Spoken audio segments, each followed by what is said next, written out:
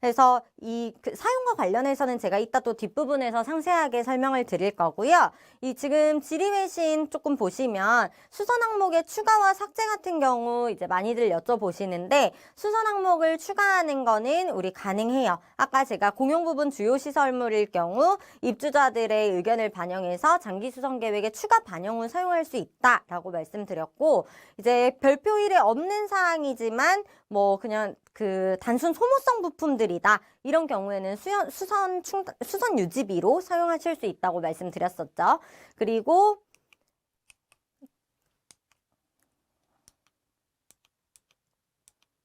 네, 죄송합니다. 자, 그리고 나서 혹시나 이제 장기 수선 계획에 없지만 우리가 아파트에 새로운 시설을 신설할 거예요. 예를 들면 우리는 원래 어린이 놀이터가 없었는데 이번에 구청 지원 사업에 선정이 돼가지고 어린이 놀이터를 만들 겁니다. 그런데 자부담금이 좀 들어가요. 그러면 이 부분도 당연히 어린이 놀이터 우리 장기 수선 계획에 포함된 항목이에요. 공동주택관리법 시행규칙 별표 1에 있는 부분이기 때문에 이 어린이 놀이터를 신설 항목으로 장기 수선 계획에 반영해놓고 나서 이제 사용을 하셔야 된다라는 것도 유념을 해주세요.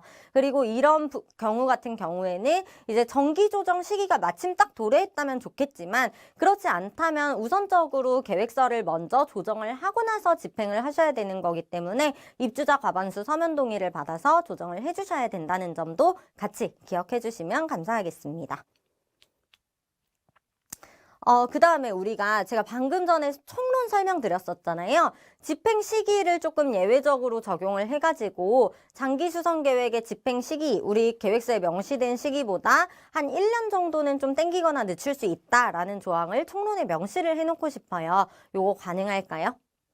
자, 내용 보시면 공동주택의 주요 시설물을 계획에 맞춰서 교체하거나 보수하기 위한 게 장기수선 계획이고 그거에 따라서 적립하는 게 장기수선 충당금이겠죠. 그래서 그런 예외적인 내용을 뭐 집행 시기보다 1년 정도 당기거나 늦출 수 있다. 이런 내용을 총론에 반영을 해놓는 것은 장기수선 계획 제도의 취지에 어긋난다라는 답변입니다. 그러니까 안 된다는 말이죠, 결국. 그 다음 우리 주민운동시설 운동기구 같은 경우 이제 장기수선 계획 수립 기준, 그러니까 아까 말씀드린 공동주택관리법 시행규칙 별표 1에 보시면 이제 주민 운동시설이 들어가 있어요. 근데 요즘 아파트들 같은 경우에는 뭐 지하에 커뮤니티 센터 있고 헬스장도 있고 골프장도 있고 수영장도 있고 이런 경우들이 있죠. 그러면 이 혹시나 주민 운동시설이 포함이 되어 있기 때문에 헬스장 안에 있는 러닝머신이라던가 뭐 벤치프레스라던가 이런 운동기구 당연히 장충금으로 사용하는 거 아닌가요? 라고 하실 수가 있는데 일단 그런 경우에는 기본적으로 제가 아까 장기수선 충당금 우리 공동주택의 자본적 가치 증진을 위한 공사라면 장충금 사용할 수 있다라고 말씀을 드렸었잖아요. 그런데 이 운동기구 같은 경우에는 우리 움직일 수가 있죠. 누가 가져갈 수도 있고 만약에 커뮤니티 센터 문 닫았다 그러면 뭐 이렇게 판매를 할 수도 있는 거고 그래서 이렇게 움직일 수 있는 시설 같은 경우에는 이제 시설물이 아니라 집기 비품으로 봅니다. 그렇기 때문에 운동기구 러닝머신을 장충금으로 구매하는 거는 적절하지는 않고요. 대신에 우리 이제 외부에 주민 운동시설 있는 경우들 있죠. 그 우레탄 바닥으로 해가지고 이제 뭐 허리도 이렇게 막 돌리고 다리도 왔다 갔다 하고 이런 그 운동기구가 박혀 있는 것들